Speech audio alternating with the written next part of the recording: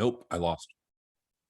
Did. So today we're covering emerging agents, and this is part 6 of the emerging agent series. This one focuses on working with sellers, actually what to do. We're going to do a review of some of the tools that we've got. I'm going to make sure they're available. There is a link. Joe, do me a favor, that document link, I need to have that put into the daily downloads on our GPS Global Partners work or website, please. Now, this document, everything we're going to talk about, there are hyperlinks in there. So the documents you're looking for, what I'm going to be showing you, what we're going to be using in part of our tools, they're all included in this document. So with this document, if you download this, you'll have access to everything that's here. And Joe will keep dropping it in every couple of minutes or every once in a while to make sure that we have access to it. The first 30 minutes of this, I'm going to go through kind of a class on what we're doing. Then we're going to do some questions and answers, really kind of dive in the next 30 minutes into some of the tools and maybe some live demonstrations on how to use them. And then the last 30 minutes is 100% about anything you want to talk about. There is no topic that cannot be covered as long as it's real estate related. I do ask that we keep it to about 3 minutes. And remember, if it's a very specific personal challenge you've got going on with a specific file, probably not going to go as deep on that one simply because we've got 70, 80 people that are listening. We want generic challenges, issues that come up, and we're going to not necessarily dive into your solution, but dive into what the problem is so we can avoid it for others. All right. So let me share my screen and we will cover some of the objectives for today. And boy, do we got a lot of them. What I'm going to talk about today is the pre-listing package very, very quickly, some of the tools, the listing presentation, the cost sheet, and the marketing plan and communication tools for ongoing listings. Because one thing we know for sure is that when the market shifts, listings don't sell in a day or two. That's actually really, really healthy. Now think about this. We're in a market, a lot of you, if you're new to real estate, you're used to a market where if it's on the market for more than 2 days, there's a problem with the home. If you're not competing in a multiple offer situation, there's a problem with that property. Why don't they want it? Well, here's the truth. That's not the normal market. That was just caused through pent-up frustration from COVID. There's a lot of additional reasons on why that was like, but that's not the norm. A normal healthy market is a 4 to 6 month supply of homes. That means homes sit on the market for anywhere from 1 month to 3 months before they receive a contract. Now think about that. That's a lot different where we're not in multiple offers where they usually price them a little high and then we have to continue to adjust to the market. Price reductions. This is coming. We're already seeing them. Has anybody just by a show of hands been looking and all of a sudden seeing, what the heck is that? Did somebody just lower their price? I mean, whoa, what happened? It's been on the market now for 2 weeks. What is wrong with this home? Maybe nothing. So be aware that the market is changing and we are going to talk about what that looks like. And I want to set you guys up for it. Now, also, Joe, hit me up with a link to the web or to our YouTube page, if you would. Y'all want to subscribe to this and hit notifications. All these classes show up on there. We always load them in there, and then you'll get access to them. If you're a subscriber on here, you'll get access to them if you hit notifications. Click on that link and definitely subscribe to that channel. It will help you. Everything is at your fingertips. So you can come back and review this. All right. So first thing I want to talk about is the pre-listing package. In this book, or in this template we have is the pre-listing package. This is mine. Inside of this pre-listing package, there is a bunch of really, really good information. It is word written, it is excellent, and it is yours, meaning all you have to do is read it and go through it. I use a 1/2-inch 3-ring binder. You'll notice on the back, it's hard for you to see, but it says how to prepare for a listing. And the most important document, which we're going to cover, is right on the inside with a little sticky note that says, please fill this out when you have a moment. And it is a home improvement list. The reason I bring that up is that goes out to every one of our listings a day or 2 days before our listing appointment. While I'm starting to do my homework, I do that. I also take a photo of the front of the property. More for that in just a couple of minutes. So I get this delivered, or I deliver it. I use, and I don't have one with me because I looked for it last time. Jackie's got them already bundled up. If you go and you get a priority mail bag, it's like that silky bag. It's like this big, 11 by 17. These fit in there perfectly. And it says priority mail. They're free at every post office. Put them in, seal it up, maybe put a personal note on the front of it. This is your first impression after the listing appointment. And folks, here's the important thing. Do this with everybody, your friends, family members. It doesn't matter who it is. And here's why. If you do this with everybody, you can tell them, listen, we are great friends. But for the next couple of weeks, I'm going to be putting my hat on. Hold on one second.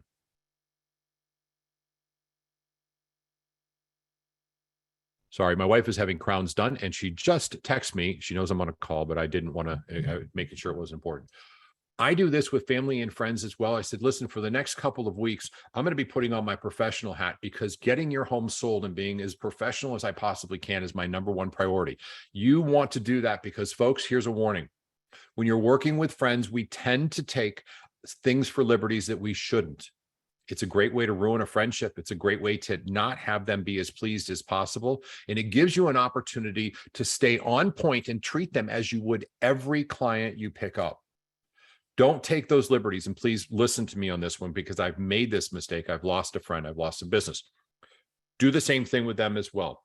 So I deliver this a couple of days ahead of time or a day ahead of time. If I can't do it, I can have Uber go out and deliver it and have them take a photo, send it back to me. I give them an extra big tip for doing so, and I don't have to worry about driving over there.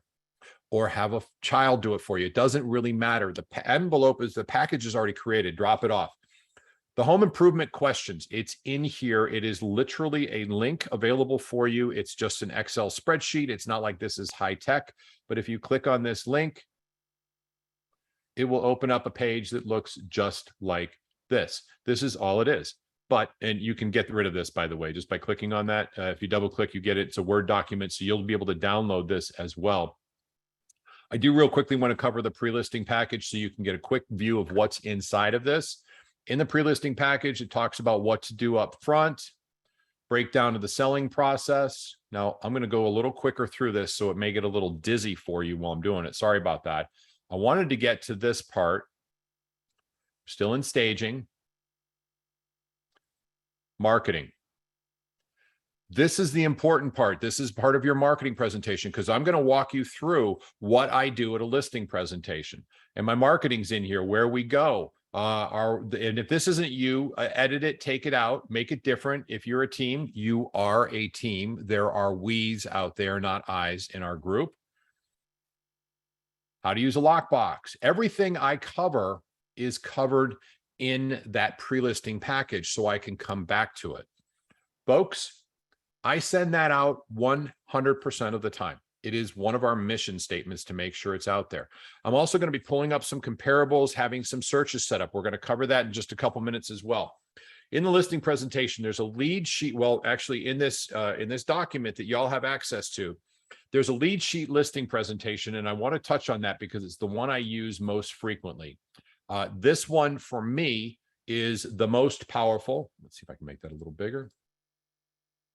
I can, and I'll share this with you real quick. Again, available for you right now. You can download it if you want to. This is in an Excel format. It's just formatted on Google Sheets right now. It has all the information about the clients. This is my lead sheet. When I get them on the phone, what's going on? Always ask for updates on the property. Do not ever take for granted that the information in the tax roll is correct. And the conversation goes something as simple as this. And Joe, I'm going to use your name as an example. You don't have to respond to it. Hey, Joe, listen, I'm going to do some research on the home before we meet on Monday morning at 10 a.m. Excuse me. I never meet Monday morning or any morning at 10 a.m. because I'm prospecting, I'm lead generating, I'm doing my business until around noon. So Joe, when we meet Monday afternoon at 2 o'clock in the afternoon, I want to make sure I have all the right information. How many bedrooms and baths in your home? What do you think the square footage is? Is there a pool on the property? I didn't see one when I did a research on the Google Sheets or Google Earth. How old is your roof? How old is your AC and the garage? Now, this is important. If you could wave a wand, when do you want to close on the home? If everything goes perfectly and we have it sold, what's the date you'd want to actually have the home closed? And then we're going to do a lot of research and we're going to come up with our own numbers. Do you have an idea about where the property is going to sell? I'm going to jump back real quick. Please look at Zillow. Okay, we know it's not real, but that's all the information they have. 75% of the time. So at least know what Zillow is going to say. It's going to help you greatly when you get there, particularly if Zillow says it's worth 350 and you know it's worth 375 to 400. It's a lot of fun discrediting Zillow. So do a little bit of homework while you're on the call, but ask them this question. Hey, listen, if you could wave a wand, I'm going to do my research, but what do you think the sale price is? What do you think the value of your property is? Now, the next page, this is the listing presentation. Now, I'm not going to cover all of this for you at this point because you will notice that right down here, it says listing presentation, and this is actually a YouTube link. So the live listing presentation that I have recorded for everybody, which is now in the chat as well, just in case, that is me walking around in this room. I am literally doing a live listing presentation with everything I'm covering right now and what to do, the walkthrough and everything else. I'm going to move pretty quickly through that because you can go and watch the live listing presentation and it does cover a lot of this as well. I am going to touch on some of the search techniques that I use. I'm going to touch on the ongoing communication after you get the listing. So at this point, you've got on this sheet, there is our listing presentation, literally the one that Jackie and I use is right here for you. All you have to do is change faces and phone numbers. Make sure it's the one you want to use and it applies to you, but it's here. There's a link on this as well to the 40 listing presentations that we as a company have put together. These are the best of the best from EXP. There's a competition we had. They're there for you too. R&D, rip off and duplicate. Seriously, if you see a slide in one of those and you're like, oh, I love that, that's great. I'll take a quick sidebar.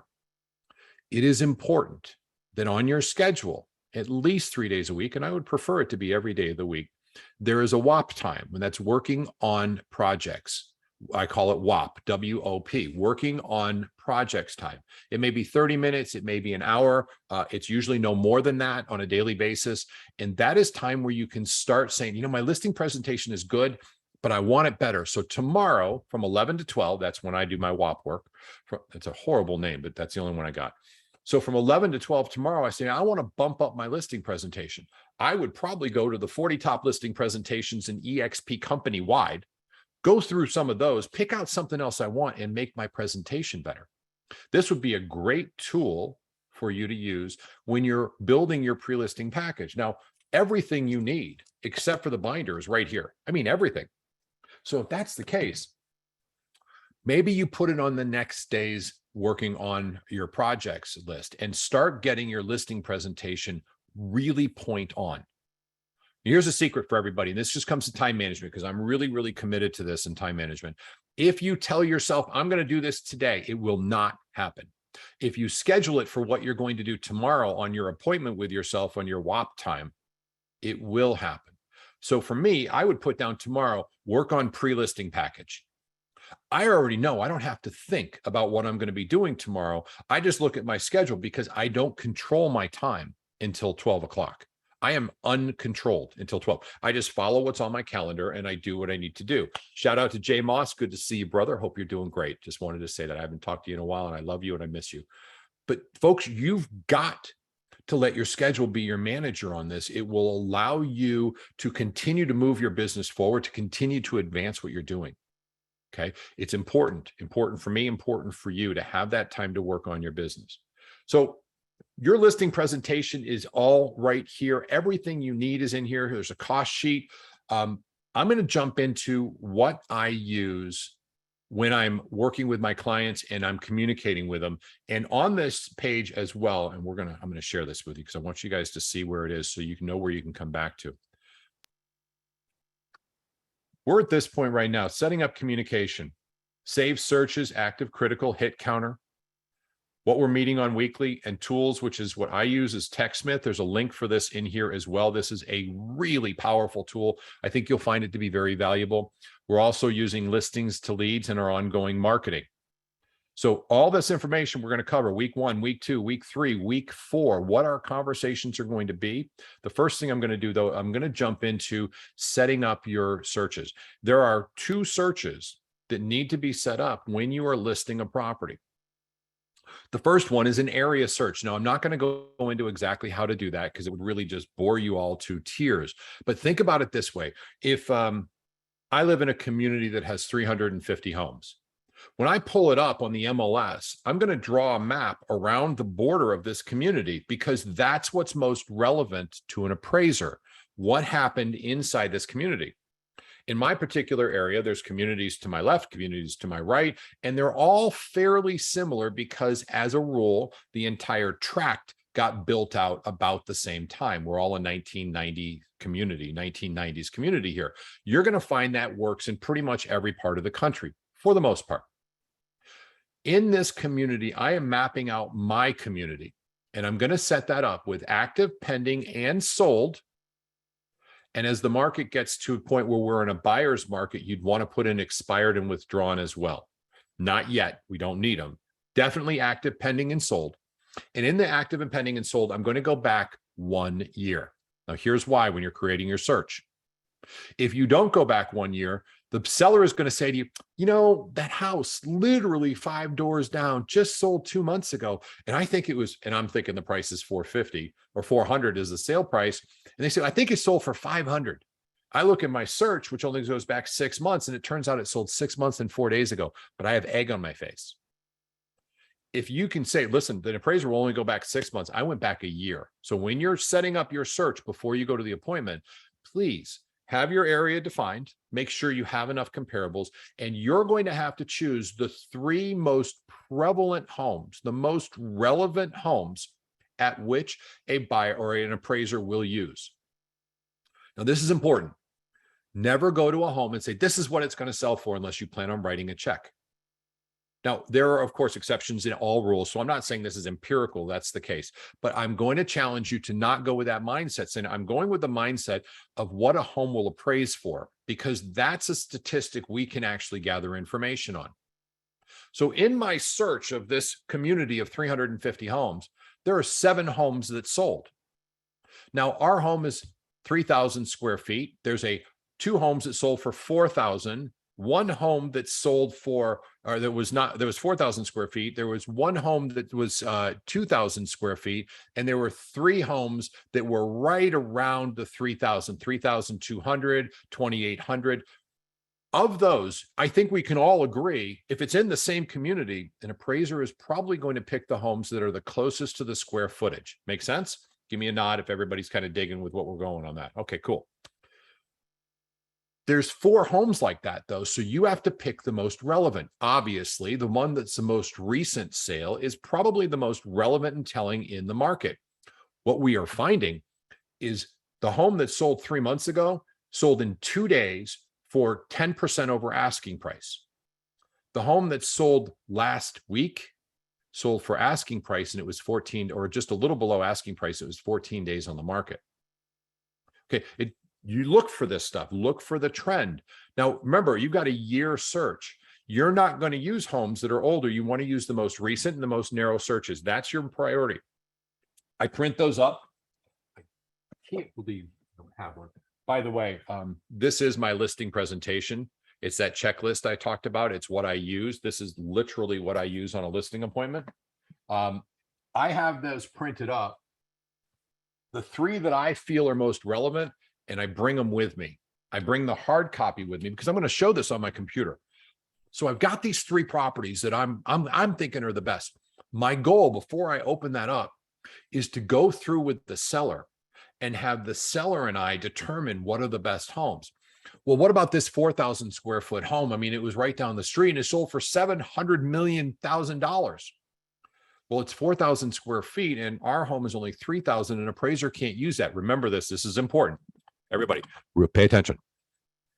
An appraiser has to write an exceptions report when they deviate from Fannie Mae set standards, 20% plus or minus maximum area they could do. If they jump over a logical home and use a home down the road and not the one that's right there in the neighborhood, they have to write a half a page exceptions report explaining exactly why. And if it is found to be erroneous in what they did, their license gets dinged and they don't get as much business. So why would an appraiser ever jump over a home that should be used and use a home that shouldn't be used? Why would an appraiser ever use a 4,000 square foot home when a 3,000 square foot home of similar build and style is right here? This is important because when you're talking to your seller, you're going to try and help your seller think like an appraiser. So going through the process, there is a high probability that the seller is going to pick the same 3 homes I chose. We're helping them determine what an appraiser will use. Catch the power here. When they pick those 3 homes, they determine where the pricing will be. Now, of course, we're going to have to do some adjusting, and there's an entire class that's available in the links section of the GPS Global Partners that talks about valuing properties. I'm not going to bore you with that right now. You can take that class. It's spot on. It's using a standardized MLS. It's called the Matrix MLS system. It's in many states across the country, so it's pretty user-friendly for everybody. The theory, though, is what's important. So I'm going to go through this, and I've got my active, pending, and sold search. And on that active, pending, and sold search, what I did is I created a search that, in my opinion, represented the best area of what an appraised value is going to be. Now, I want to show you guys something.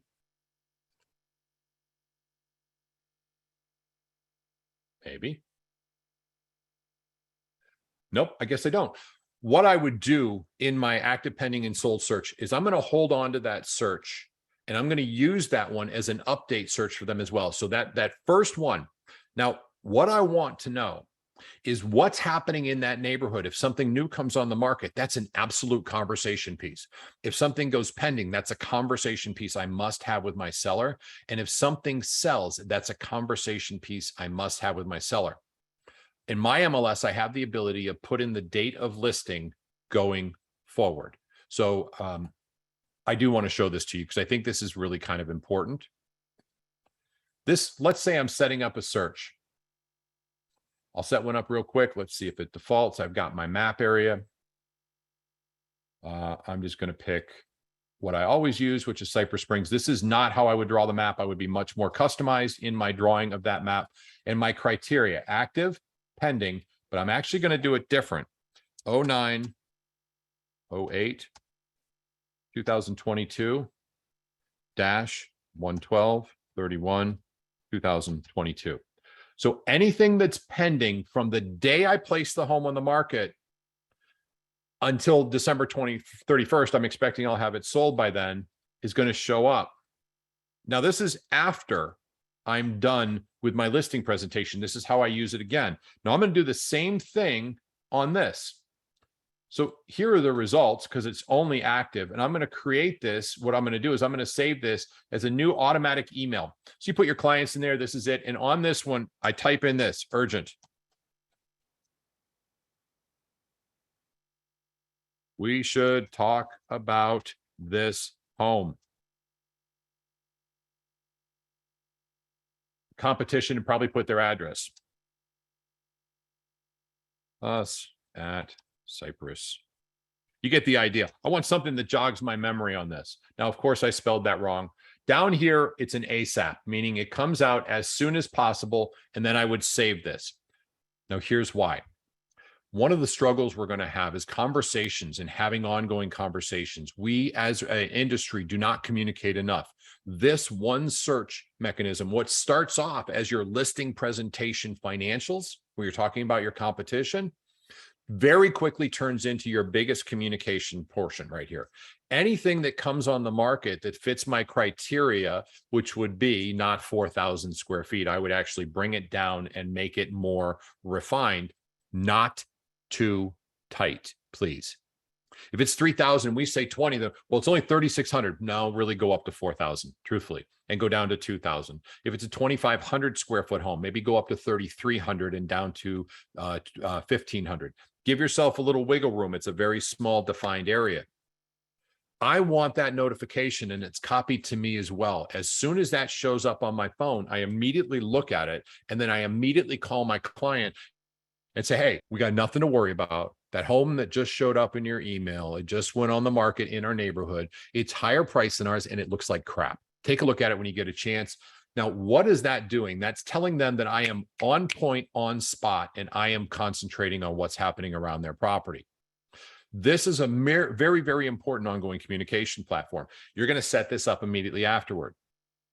Now, I also set up an active search when I'm doing my listing presentation. That's covered in the listing presentation.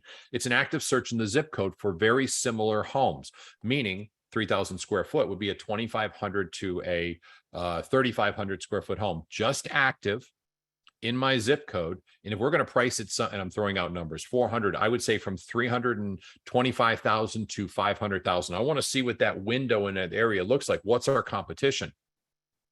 If something new comes on the market, I want them to know about it. So I say our active competition. That's the subject line for whatever the address of the property is. That one goes out on Mondays, Wednesdays, and Friday mornings. And it's copied to me as well. Now, in this package, when we're going through it, this is the working part that I'm going to jump into with you right now.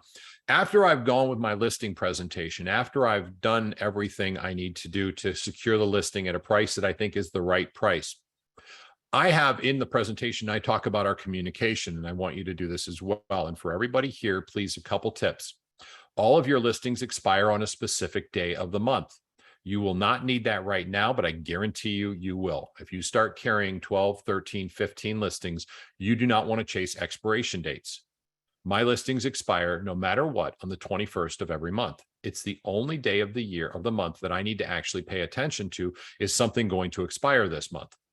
They don't randomly show up on the 3rd, the 7th, the 12th, the 14th, the 29th, the 30th. Pick a day. Tell them, I like to put down the 21st because that's my lucky number. And I never get to that point where a home expires. Whatever your story may be, steal the 21st if you want to.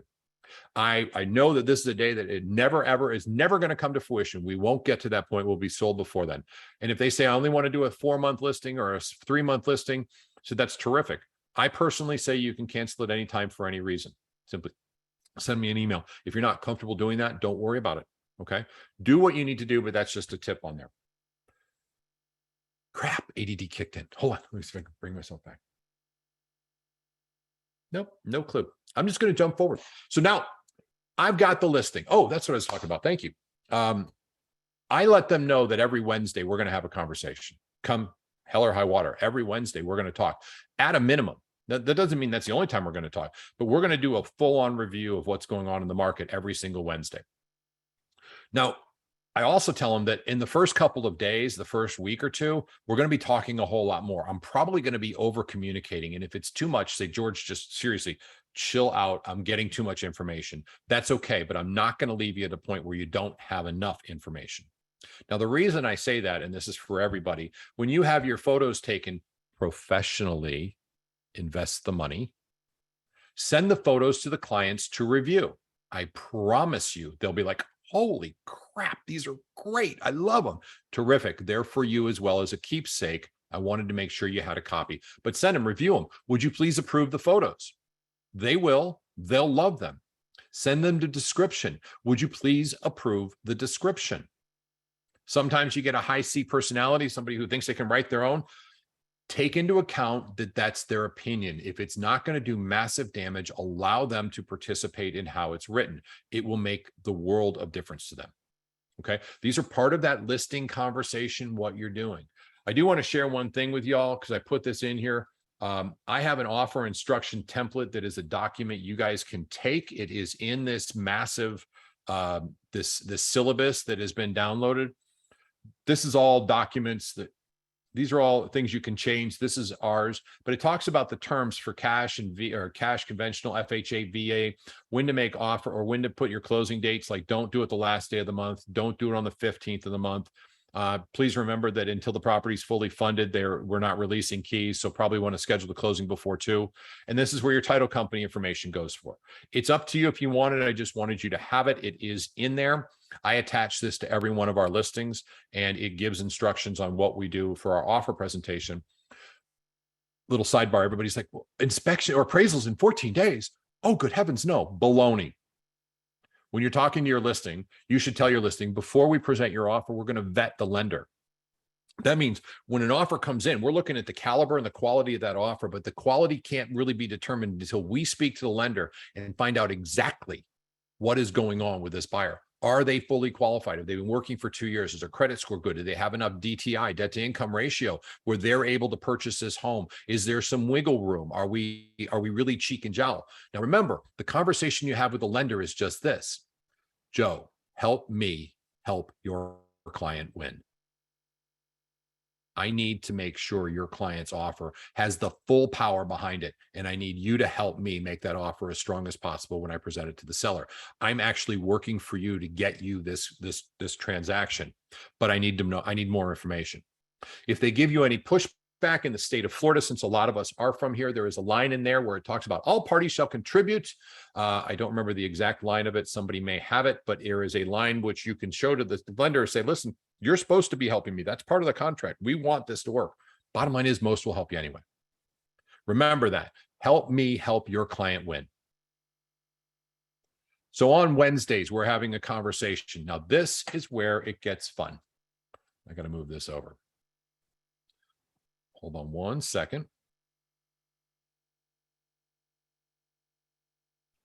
I'm going to do the exact same search that we just did, and I'm going to show you how I notify and upload or update my client on a weekly basis. But I have to set it up again. I should have done this earlier. My mistake. Okay, here we go. So here's my search that I have set up for them. Now, obviously, it wouldn't be this many pendings. It's just what happened on the market. I pull up the map report first, and we're going to say that Mahogany is our home. It's been on the market. It's the very first one right there. It's been on the market for 31 days.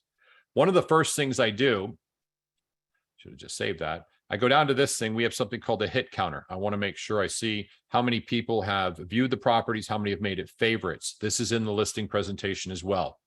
Can you all see, Joe, can you see this little S that I'm pointing at on the top of my screen? Awesome. This is a software called Snagit. So I'm going to open this up and I'm going to hit capture on video. And what it's going to do is it's going to capture everything in here. You'll see my controls down below. I'm going to press record. Now, this is in real time. It's actually going on. I'm going to put my face on this real quick. There we go. Now it's me. Hey, Joe, I wanted to give you the weekly update. We're going to dive into what's going on in the neighborhood. There's a couple things I want to show you I think is going to make a big difference. I'll send this over to you via email. Obviously, you'll get that because it's already happening. Let's jump in. Now, folks, I'm recording all this. The first thing I did, Joe, is I went to our hit counter. It looks like we've got 3 people that have favorited the property. It holds 100, almost 1,500 portals, but we've only had a couple of views. Now, that's a little discerning to me because, well, truthfully, we've been on the market for a fair amount of time.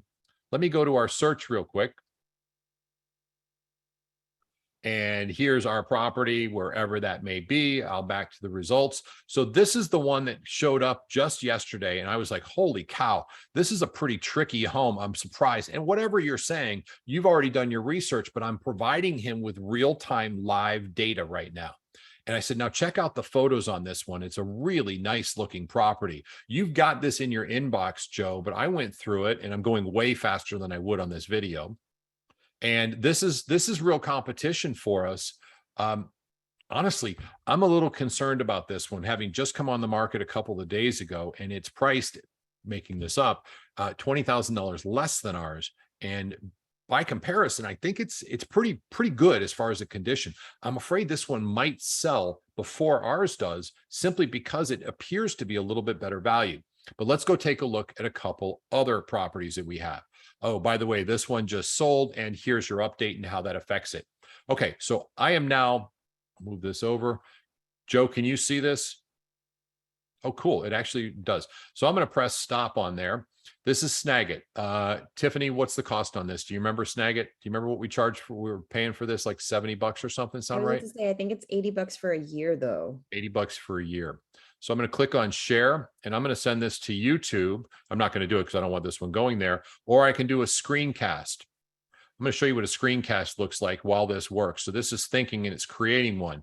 If anybody here has ever taken or used the GPS Jumpstart checklist, you'll see those hyperlinks. A lot of those are screencasts where it's me talking into the camera using this software, but I use it, and this is where it first came from. It's an absolute requirement for me updating my sellers, and it's called Snagit. The link for it is in the document that I've shared with everybody, and it's like $70 or $80, and it is invaluable in communication if you're taking a listing. So for me, that's my weekly update with my clients. Now, I've got some other things that we're going to cover, like week one. It's obviously going in the MLS, and you want to let them know, usually through verbal communication, not through written. You say, listen, I just want you to know it's in the MLS. We boosted the post. We're going to do an open house this weekend on Saturday and Sunday. I've got a smart number rider. All of you have access to a smart number from KV Core. I'm going to be putting a smart number to further cap, and I would strongly encourage that the cost of doing goods for everybody here when you take a listing is to sign up for listings to leads. That is, again, inside of it, but I want to show you. Hold on. Some of the powers of listings to leads. So this is a software tool that I strongly encourage, these two, Snagit and Listings to Leads. Listings to Leads for marketing. Your listing is phenomenal. Are we sharing a screen? Do y'all see this? Do you see this one? This is welcome, Jackie and George. Thanks, Joe. Appreciate that. We got our listing right here. I'm going to click on that. Yes, I got that. Click on there. I can do open house marketing. I can do everything, videos, tours, lead links. I'm going to market the listing. Social media posts can be done right from here.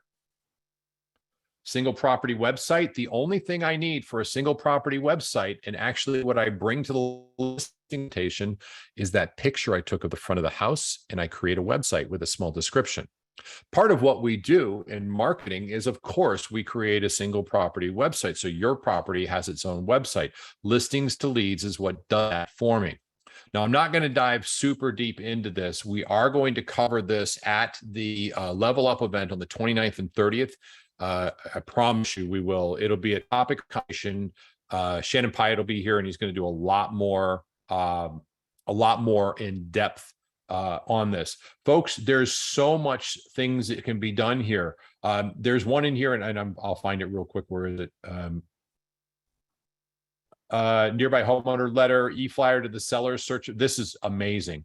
I'll just click on it and show you what it is. This is a copy and paste. I send it to the seller, and the seller sends it out to all of the people in their social media. They can post it on Facebook. They can email it. They can do anything they want with it. Well, truth be told, that's actually part of week 2. We have our conversations. And by the way, week 1, week 2, week 3, week 4, those ongoing conversations, what that schedule looks like is here. It's written down. It's for you. It's part of this document. I wanted you to have it in handwritten, written fashion. Week 2, listings to leads comes into play.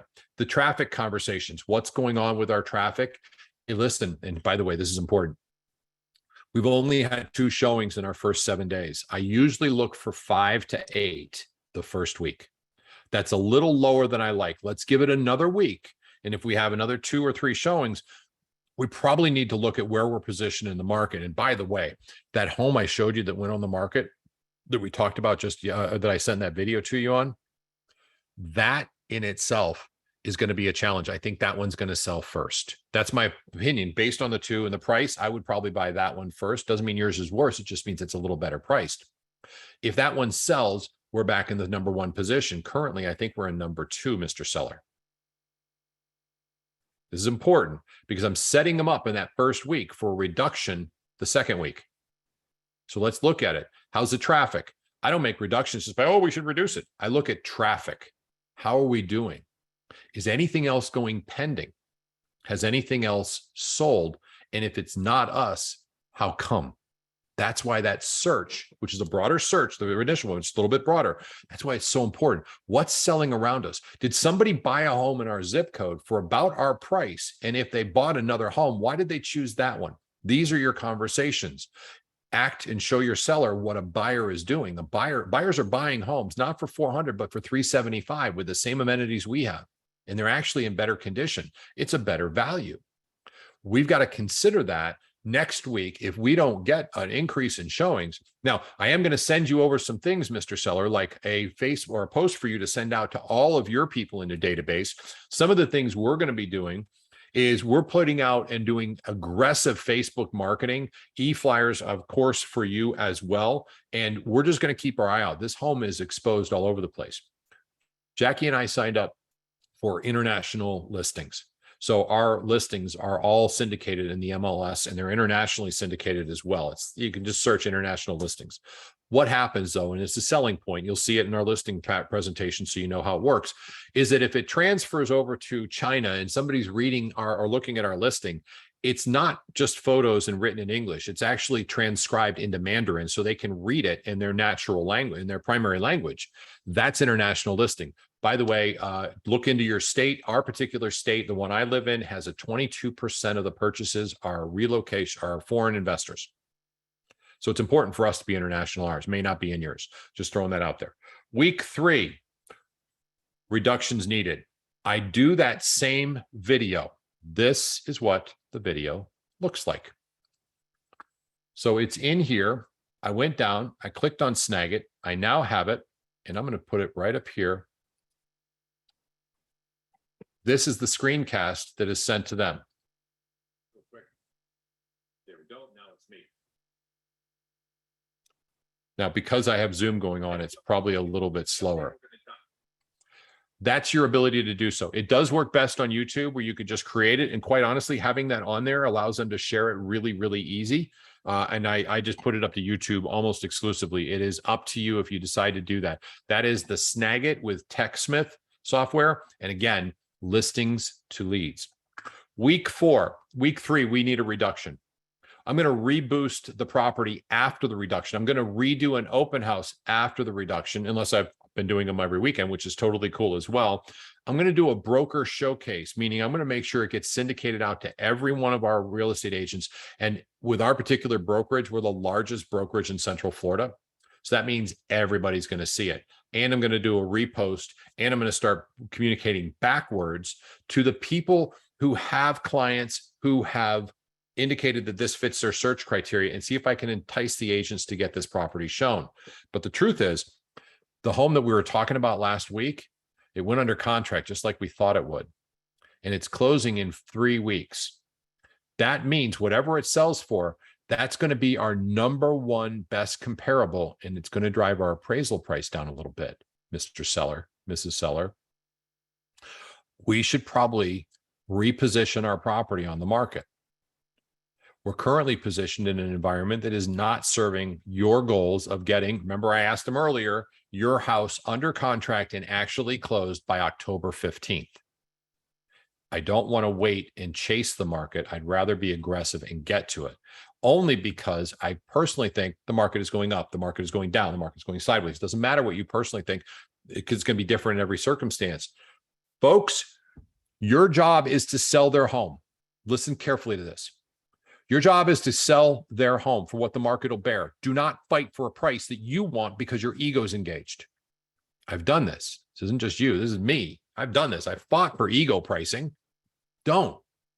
More than anything, they want the property sold. They are ready to move. Help them with that. That's a tough conversation. If you're not comfortable with it, then I encourage you to grab your significant other, your spouse, or whoever that person may be. And I want you to literally practice asking people for a price reduction. We are repositioning our property in the current market. It's not a price reduction. We're repositioning our property in the current market. Okay. These are important conversations you must have as a listing agent.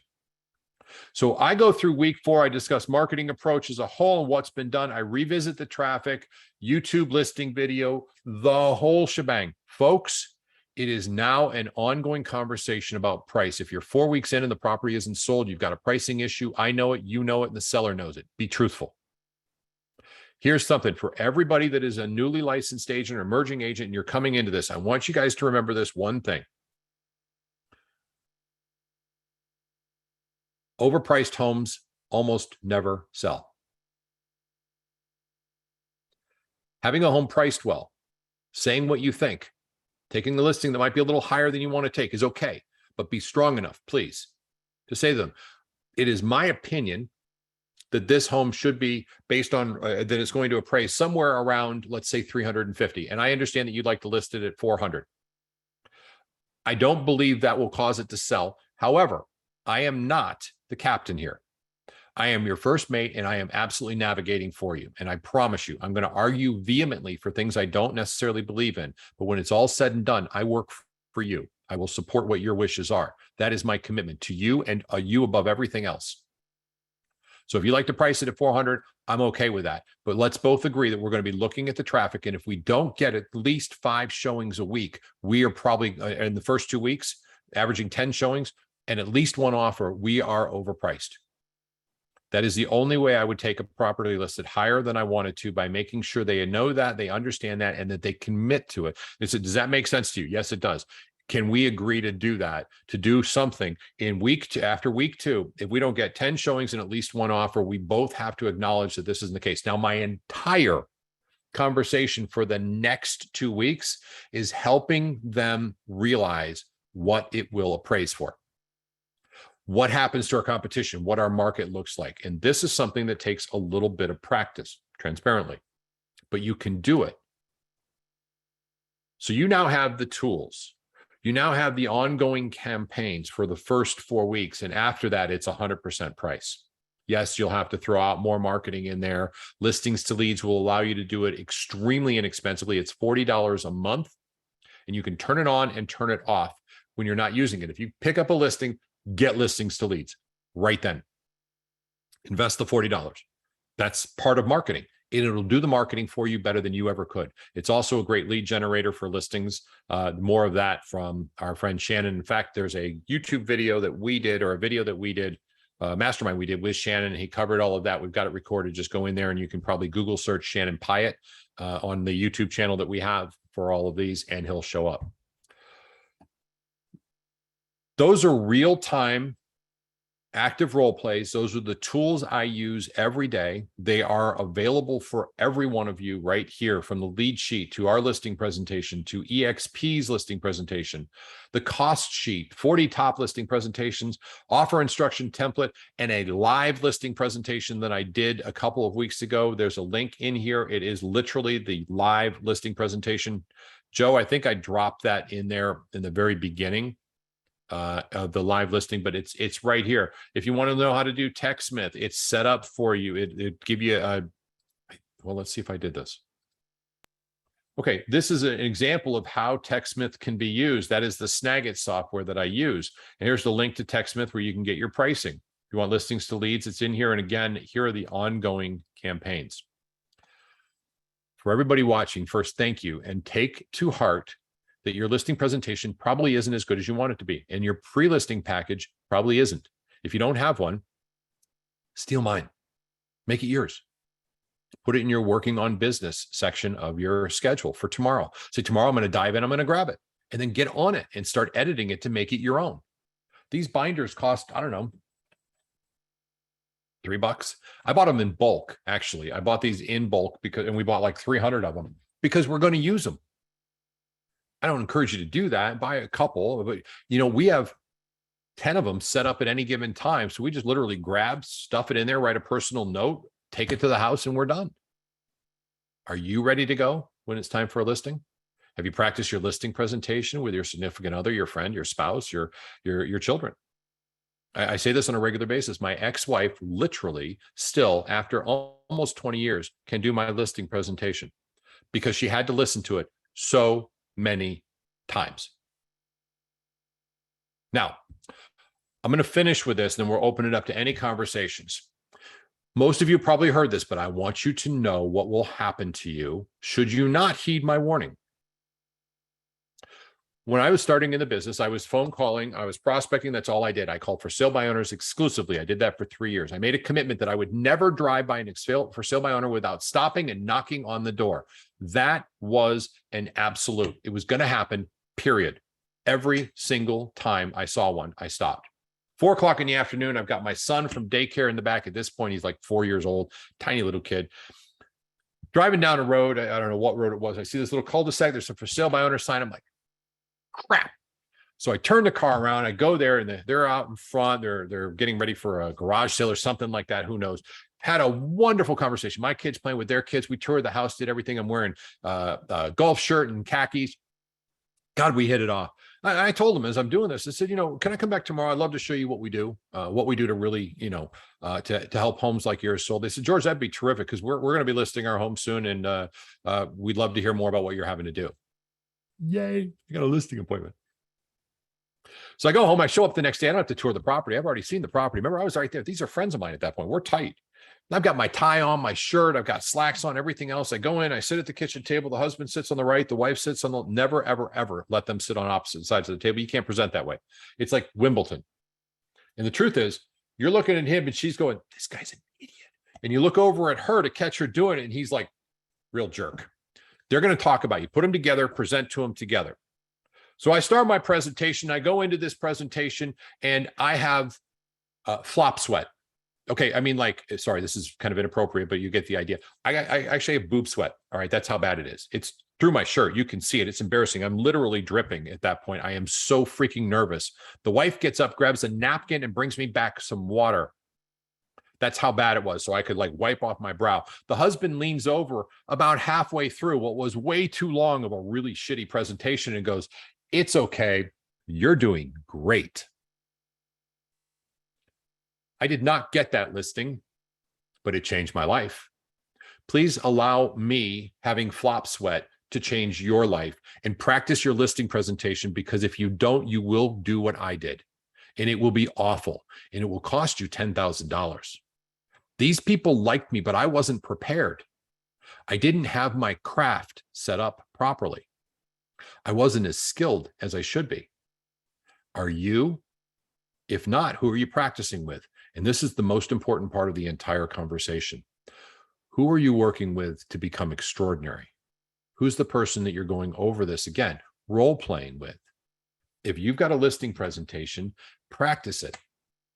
The listing presentation you can see in that video where I did a live listing presentation, I practice that one constantly. I've had it practiced. It's evolved. I'm very comfortable doing it. Until you're comfortable doing that, as I just did. And remember, the pressure is a lot more when there's real money on the line. So please, for your own benefit, don't do what I do. Do what you should do, which is practice with somebody. And it doesn't matter who it is. You can do it in front of a mirror for all I care. But literally present to the mirror. So this is it. When you've got your computer open, these are the properties I think I should use, and this is how we're doing it. Let's touch on the marketing, and then let's go through our checklist, which is this part right here. This is the checklist. And this is, I'm going to give you this too, because this is so cool. So after I've walked the home, I've toured it, I said to him, and it's in the listing presentation, so this isn't redundant, it's a redundancy, but you'll get it. I said, by the way, the package I had delivered to your property, which was basically me bringing it over, but I sound like a bigwig. So I'm going to say the package I had delivered to your property. Did you happen to have a chance to look at it? Oh yeah, we went through everything. Terrific. Can we grab that real quick? I'd love to take a list of your upgrade, a look at your upgrades. Oh yeah, we filled in everything on our upgrades. Stop. You just got the listing. Y'all get that? We filled in everything on your upgrade list. If anything's written in there, you have the listing. And here's where the conversation goes. I am going to share this with you. Maybe. This is exactly what I would say in that environment. So now I'm going to, yeah, that works just about perfect. Here we go. So I'm at the listing, I'm at the house. I said, would you mind bringing that over? They bring it over and I'm like, oh, that's terrific. They filled out their upgrades. So what I'm going to say is, well, because I know I have a listing, I said, would you like to know what's going to happen next? And they always say, yes, I would. So terrific. Well, we're currently in the pre-listing phase. So there's the authorization for marketing, which I'll be sending over to y'all. We've determined, we're going to determine our price. And I usually do my pricing truthfully at that point. I want to go through the pricing, get that done, and then I go into this. So pricing is first. Marketing's been covered in there. We're great marketers, that kind of thing.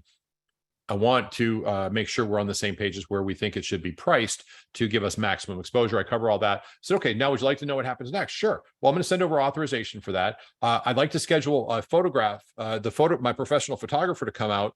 What's the best day for you? Today is Thursday. I could probably have them here on Saturday, worst case on Monday. Would that work for you? Yeah, that's terrific. Soft close. Yeah, that's terrific. You got the listing. Keep carrying on. So I'm going to keep going through this. That I'm going to be, you'll have an introduction to some of my business partners and staff. In this case, your transaction manager will be involved in there. Where can I place the sign? I was thinking right in the middle of the front yard. Is there anything I need to worry about if we put the sign? It only goes in about 8 or 12 inches deep, and they're very good at it. But can I place it right in the middle? Yeah, that'd be terrific. That's a soft close. Terrific. A lockbox. I bring a lockbox with me. Now, I also have in here on the very last page, you can see that how to use a lockbox. I explain the importance of a lockbox because I want them to know that we can actually see anytime somebody opens the door. Scheduling and how to reply, showing it's all in there. The active phase, your property is going to go live. The first showing is me, just making sure we're all on the same page. Don't leave until they arrive. What to say and how important a super is, the weekly feedback, the showing, that's terrific. Open house, yes or no, offer instructions. I show them the offer instruction sheet, the different kinds of offer scrutiny prior to it, offer presentation, and why we don't do weekend offers. And there's more to it, but that is my conversation. And when it's all said and done, they've already said, okay, great, we've got our price. We know what time our photo shoot is, the scheduled sign being installed in the front yard. I'm going to shoot you over the paperwork to allow me to begin my marketing phase because I can't do it until you authorize me to market the property. That's the whole reason for the contractual part of it. That, folks, is what I find to be the most powerful and effective way to list a property. I use the checklist listing presentation personally because I love it. I would encourage you to have a backup full slide deck that kind of mirrors what's in the checklist, or ours mirrors it exactly. You have access to mine too. This is a practiced skill, and be very, very forewarned. If you choose not to practice it, which is your discretion, you will find that you've just given away $12,000 to $15,000 on that first listing presentation you're going on because you're not ready. You haven't practiced it. Don't make the mistake I made. Okay. All right. Whew. Damn. Thank you very much. That was it. That's working with sellers. That's in a nutshell how to do it. Save this. Remember, if you're not member or if you're not already signed up for it, please sign up for that YouTube channel. It's everything you need is going to be in there all the time. It's access to everything we do on a daily basis. Sign up, get notifications. That way it shows up when you're ready for it. Tiffany just sent out an email to everybody. Thank you very much, Tiffany. You were doing a little multitasking. You rock. That talks about what's coming in just the weekly update. I think that's it. Nope, she sent it out to me. She will be sending it out shortly. Sorry, I saw it from you. Let's open it up for questions. This is now your time. What's going on, guys? Thank you, Theo. Did I do such a good job that there's no question? Hey, George, I have a question. Shoot. You mentioned when you come back from the sellers, you put them in for an MLS search to keep them updated, which is fantastic. Any reason you don't put that into KV Core? Because KV Core sends out such nice updates, which then drives them back to your site, like open the seller an account in KV Core and do that? No. And actually, Fred, you just gave me my WOB for tomorrow, my working on a project. And tomorrow I will be diving into KV Core's search because it sounds like that might be better. That was just what I know, but I love that suggestion. Thank you, brother, because that may be a better way to go. Because, you customize the bottom of it and then they're driven to your site. And the other thing is every time they click it, you're getting alerted on your KV Core. They're looking at that information. So it's pretty powerful because it does the same thing as the MLS. A lot of people go into MLS and putting out auto searches and not using their KV Core to do it. Wow. I think that's an amazing way at which to do it. My only concern with that is, and I know you can do it in KV Core, you can do a very specific search area, which is terrific, and specific criteria, just as you do in the MLS. So it would have the same capabilities. The one thing that I do use the MLS for, and I'm going to find out tomorrow when I work on this, is I only want to show properties in these searches that have gone pending since we're on the market. Remember how I typed in the date range at which the search was and the solds? What's gone pending and then what's sold, because those are our most relevant talking points. We've already talked about everything that's already pending. We've already talked about what's active. I want to know when it goes pending. And more important than anything for me, I need to know, why did this one sell and not ours? And I need the seller to know that. That's a big talking point as well. But Fred, if I'm going to look into it, I think that's a great suggestion, y'all. Do not be limited to what I said. Seriously, consider what the Godfather mentioned as well. Thanks, Fred, very much. You got it. And then I do want you to change that name of your WOP from WAP to something else. You know, that would. Well, listen, just because you're Italian, all right, it's not WAP. It's working on, yes, but WAP is pretty inappropriate. Pierre, what's up, Pierre? Good morning, George. How are you? How you doing, brother? That I'm name's gonna good. stick, by the way. I'm gonna make that stick. That's okay. So I use a combination of KV Core and the MLSs. They do two entirely different things, George. What you can do within, and I'm in Stellar now, so I'm learning. Thank you this morning for showing me a few tricks. I will actually set up the searches, and what I do is I actually in KV Core, you can do a secondary email address. I have what is sent to my clients also sent to me. Perfect. And I'll do a comparison sometimes if I'm specifically looking at it. But KV Core is great for if they're just generally looking, George. The MLS is just much more specific for us because we really can dive into the details. That's So- my 2 cents on it. I get that. So my initial was buyer side KV Core far better because it gives them the freedom to create their own searches. They could save them. They could really make it terrific for them. And it's Yeah. very user friendly, in my opinion. For listing side, though, I need to know that my big criteria for listing is I have to know what happened after we went active on the market, because that's relevant to why Yeah. not us. What did we lose? And that's I have a stronger conversation. If KV Core can do it, and I'll check. It doesn't sound like you've acknowledged it can at this point, but all of us put it on your WAP projects. I love you, Fred. I got to come up with a better name for that because that doesn't hold up well. Kidding. I bet there's not a person on this call left on this call knows how, you know, that how Italians got the name WAP. I bet you nobody knows. Just, What is it? How did they get the WAP? Papers without. No, that's what everyone thinks. You see, they think it's because it was without papers allowed. It's not true. The Italian women, the way they were built, they had tough time having babies. So the whole team of doctors, some would hold the legs back, and another doctor would take a big board and smack them. As soon as the baby come out, they go WAP. That's the way it Oh, happens. Jesus. You actually had me in there for a minute too. I was buying that for just a second. Nicely done, Godfather. Claire Autry, you're driving with both hands now on the steering wheel. I'm pleased. Claire, are you jumping in? So, Yeah. George, as we're looking at the statistics and our emerging agents, discuss with us how important the between 8 to 16 people getting through that door and having that expectation so that the price reductions can go a lot easier, because that leads to offers. So yeah, we have to have there's probably some data in there and I'm unaware of it. I use 5 per week as a minimum in a regular market, a normal market. If we don't have 5 people coming through, we've got a challenge. All right. The challenge is the property is not appealing and we should have an offer. And well, what if we underprice it? It's not underpricing it, because truthfully, if we are underpriced, if you put your home in the market for 200,000, it's worth 400,000. I guarantee you it'll sell for 400,000. You'll just have 135 offers on it and all of them will be competing and it will get to where the market should bear. But if we put it on the market for 450 and it's worth 400, we may only get one offer, and it's going to be a wishy offer, and they are not motivated at all. And if anything shows up in an inspection, they're just going to cancel because they just don't care. They already know it's overpriced. We're better off pricing it right. I don't think I answered specifically, Claire, on that, but that is a relevant portion of it. If you've got a stronger answer, I'd love to hear your thoughts on it too. I got some thoughts, George. It's been It's my okay. experience. Hang on. It's been my experience through the years that somewhere between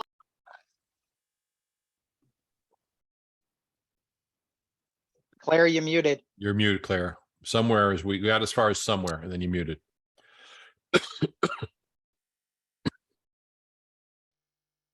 Claire?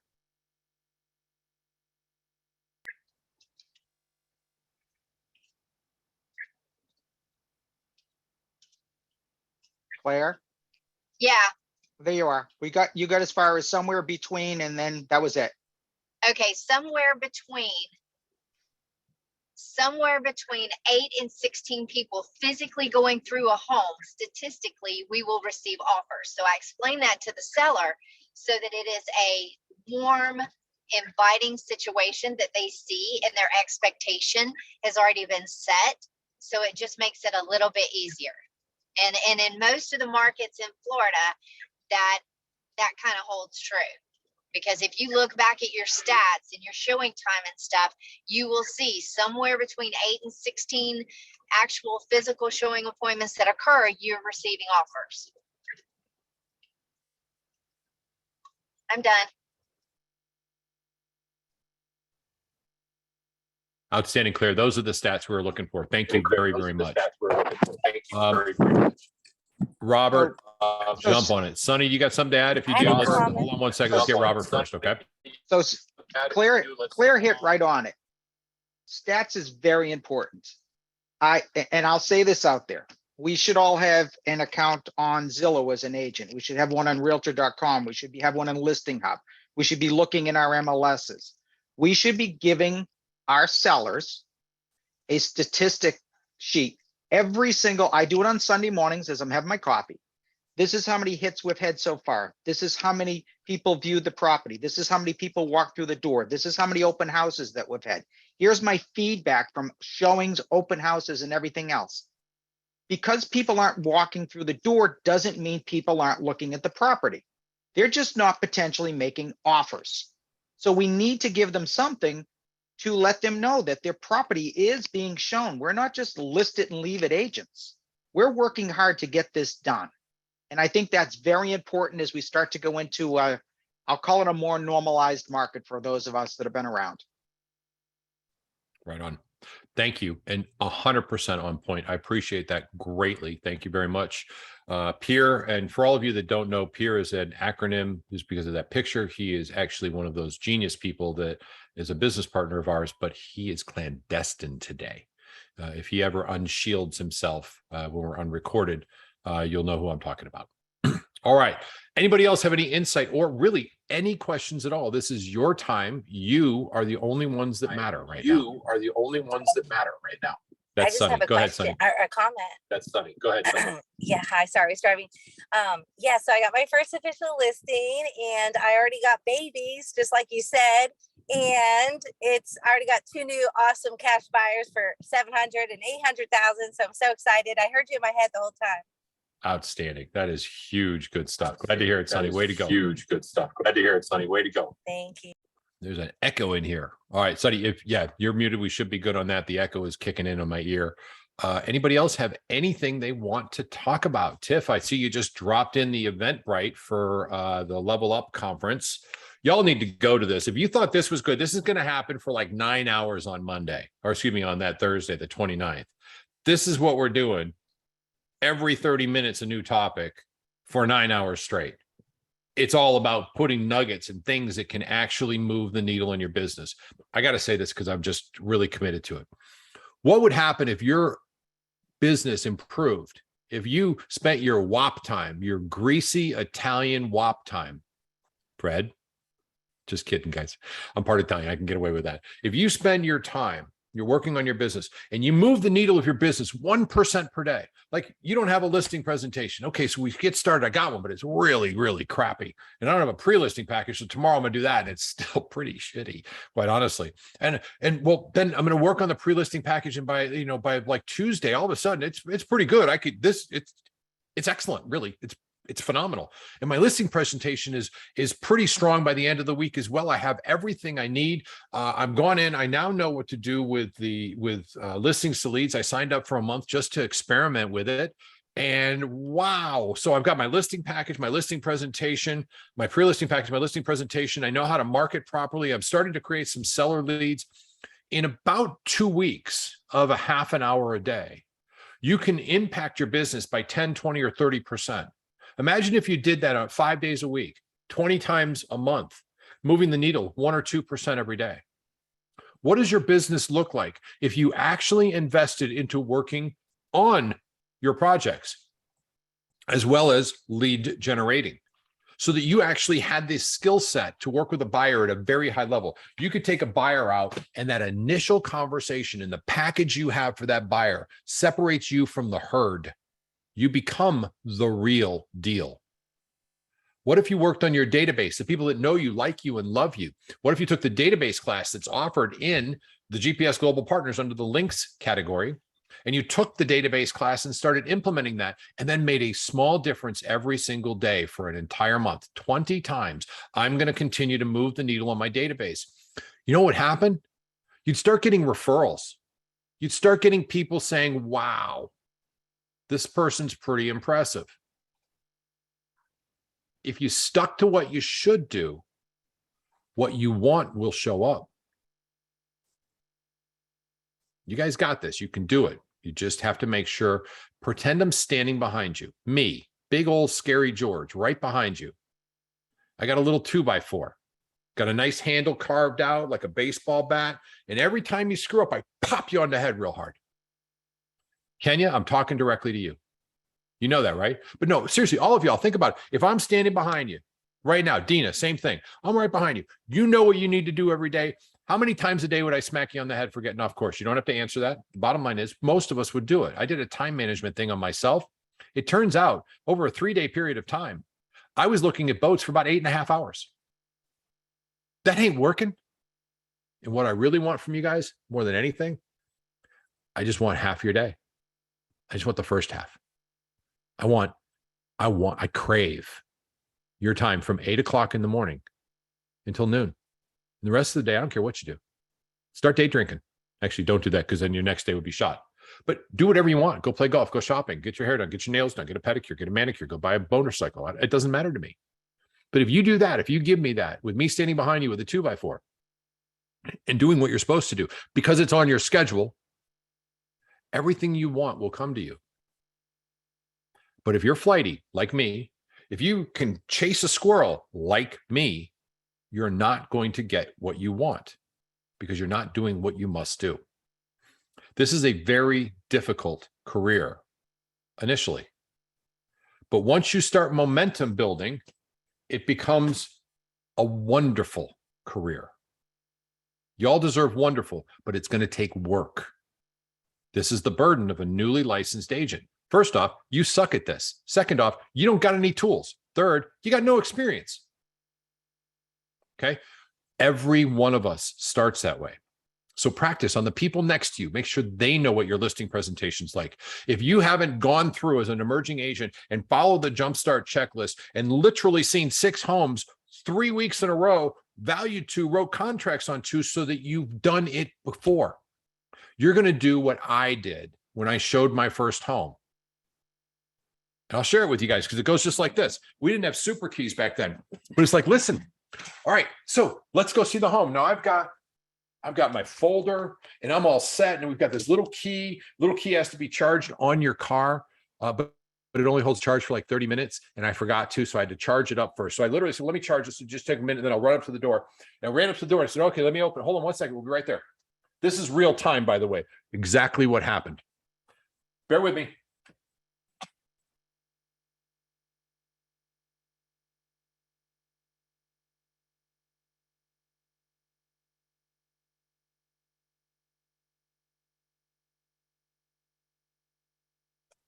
Hold on.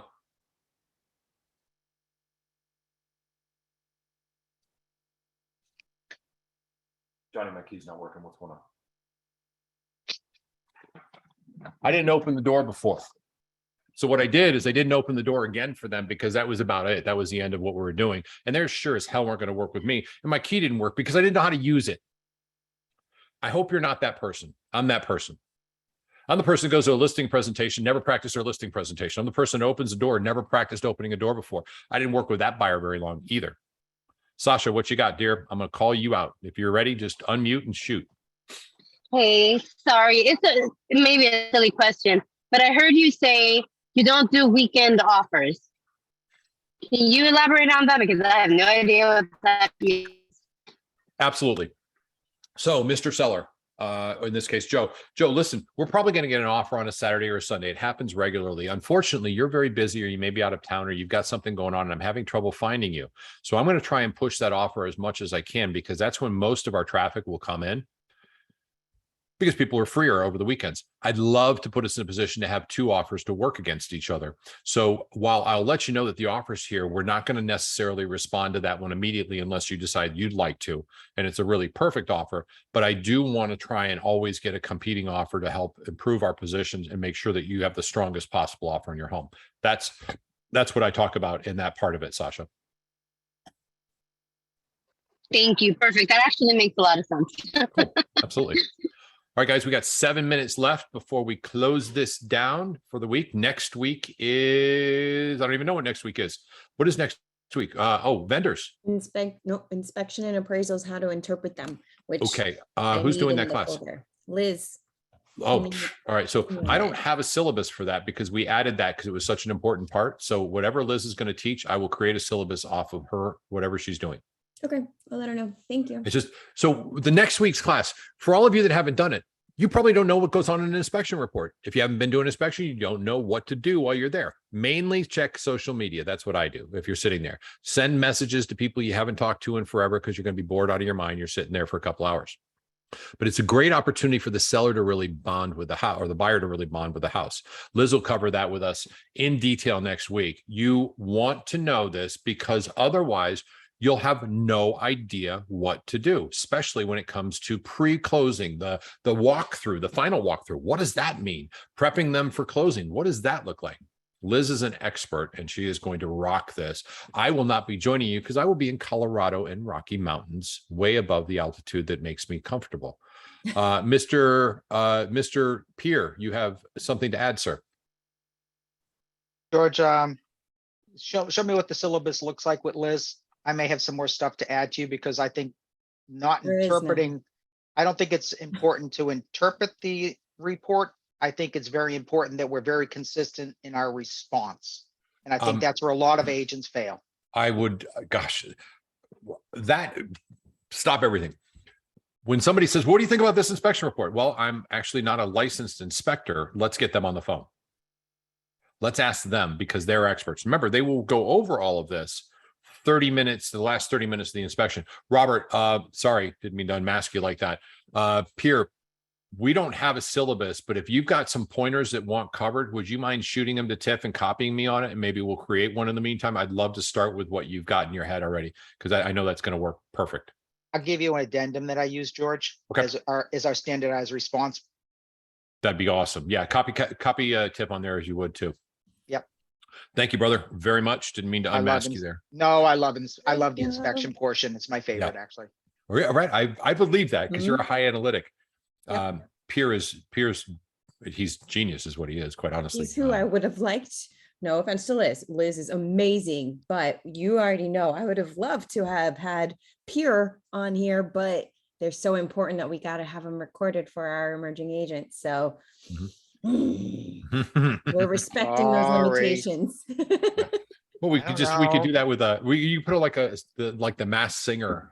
Nobody know who you are. Somebody Amazon him a mask. I will send you his address. And with that, note, stop the Hey. recording. Maybe if Tiffany is